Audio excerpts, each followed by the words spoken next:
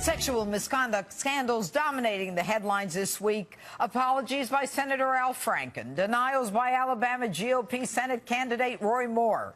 Here to react to it all, syndicated columnist and host of The Ben Shapiro Show. Ben Shapiro joins me now. Thanks for being here tonight on Justice. Your first time, Ben. We're thrilled to have you on. All right, Ben, I want to call for the sound of Kirsten Gillibrand from New York when she's being questioned by a New York Times reporter. Why don't you take a listen?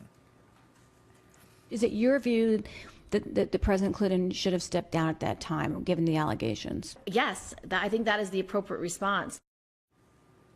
Don't you think it's rather interesting that within 10 months, where Senator Gillibrand from New York is like, Hillary Clinton is a role model for women, we love her, she's great, and she's going to drag along her hubby Bill, and then all of a sudden, yeah, that guy should have resigned.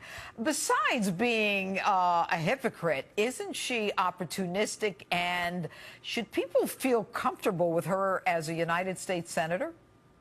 Well, I mean, I'm not sure that they should feel comfortable with her as a United States Senator in any circumstances, but certainly, you know, this notion that Democrats have suddenly decided that Bill Clinton should have been impeached 20 years ago.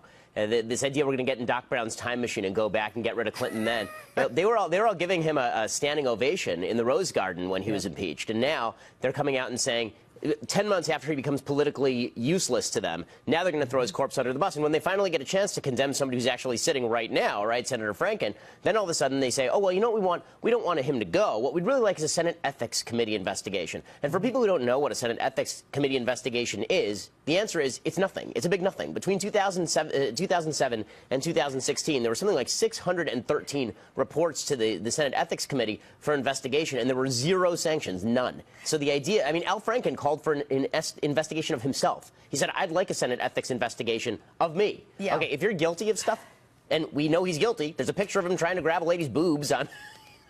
while she's sleeping.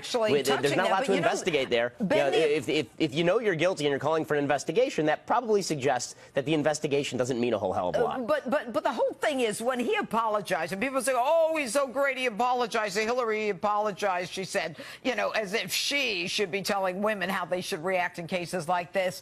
The truth is, he apologized for taking the picture. He didn't apologize for doing all the things she accused him of doing.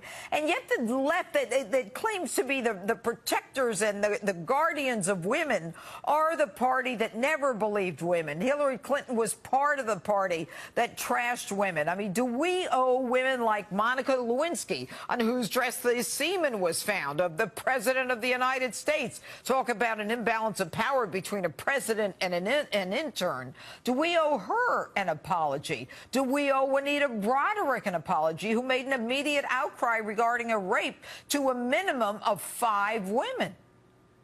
That's exactly right. I mean, if you look at the Juanita Broderick story particularly, last year President Trump during the campaign brought up Broderick, and the media said it was completely inappropriate for him to do so. How dare he bring up Juanita Broderick? Now we have op-eds in the New York Times about how Democrats suddenly believe Juanita Broderick, which says to me that this is much more an issue of political convenience for Democrats than it is about any sort of principle that they're trying to uphold. Suddenly they've become conservatives, you know, typical kind of traditionalist conservatives when it comes to sexual misconduct, except when it comes to their own people, of course. There they maintain their old standard. And you know what's interesting? For years, we have been paying off, the taxpayers, you and me, for the sexual misdeeds of those in Congress. Should Al Franken be forced to resign?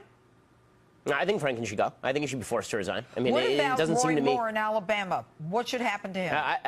I've said that Moore should step down from the race, and I think that if he's elected, he should immediately be not seated. I mean, I think that the allegations against Roy Moore are incredibly serious. They seem to me very credible. He's done almost nothing to rebut any of the serious allegations made against him.